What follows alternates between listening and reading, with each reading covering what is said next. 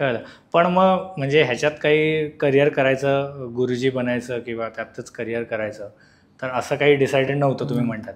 पण मग हे जे शिक्षण आहे गुरुकुलचं, ते तुम्हाला कंपल्सरी म्हणजे ब्राह्मणांमध्ये दिलं जातं की कसं असतं? म्हणजे कंपल्सरी असं नाही आहे, पण ज्यांना या गोष्टींची आवड आहे तर ते गोष्ट तिथे म्हणजे साधारण 10वी नंतर काही मुलं जातात, काही 12वी नंतर जातात.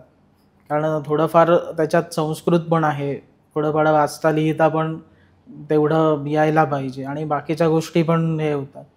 काही तर 7 वर्षापासूनच जातात, लहानपणापासूनच. अच्छा, मग ते तुम्ही लहानपणी तेही शिकलात, शाळा कॉलेजही कंप्लीट केलं, मग जॉब केलात. त्याच्यासाठी तुम्ही मुंबईला आलात. मग जॉब तुम्ही कोणत्या फील्डमध्ये, काय जॉब होता तुमचा? माझा जॉब होता HR ॲडमिनमध्ये मी होतो. अच्छा. 2.5 वर्ष जॉब केला आणि त्याच्यानंतर मग इथे हे चालू केलं, ते आत्तापर्यंत फुल फ्लेज चालू. HR म्हणजे कॉर्पोरेटमध्ये होता. सो कॉर्पोरेटची नोकरी सोडून स्वतःचा व्यवसाय चालू करायचं काय, म्हणजे ह्याच्यात कसं काय? याच्यात तेच काही नाही, तेच सांगतो की असं काही हे नव्हतं की बाबा याच्यातच करायचं आहे.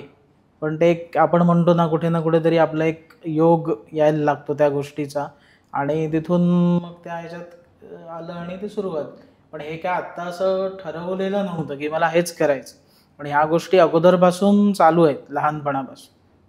बरं, त्याचं शिक्षण आधीपासून मिळालं शिक्षण म्हणून तुम्ही करू आधीपासून शकलात, नाही तर चालू होतं, त्याच्यामुळे ते तेवढं कठीण नाही गेलं. बरोबर. कारण या वयात ते शिकणं आणि म्हणणं पण खूप कठीण गोष्टी आहेत. तुम्ही हा व्हिडिओ इथपर्यंत बघितलात म्हणजे हा नक्की व्हिडिओ तुम्हाला आवडलाय. ह्याचा पूर्ण व्हिडिओ, पूर्ण पॉडकास्ट आपल्या मेन यूट्यूब चॅनलवर आहे, ज्याचं नाव आहे वन टेक विथ अनिकेत.